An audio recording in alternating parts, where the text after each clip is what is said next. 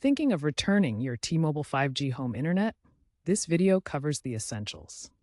First, ensure you include the Arcadian KVD21 or Nokia FastMile gateway, power adapter, Ethernet cable, and any Wi-Fi extenders in the original packaging. Missing items can cost you up to $50. To start the return, access T-Mobile's online portal or app for a free prepaid shipping label. Make sure the box is sealed properly to avoid damage during shipping. You have 30 days from your service disconnection date to return the equipment. Late returns incur a $50 fee, and failing to return it can lead to collections. Once T-Mobile receives and inspects your return, expect a credit for the $10 activation fee if applicable and any prorated service charges. Credits typically appear within 5 to 10 business days. Remember, monthly fees are generally non-refundable unless within the initial trial period.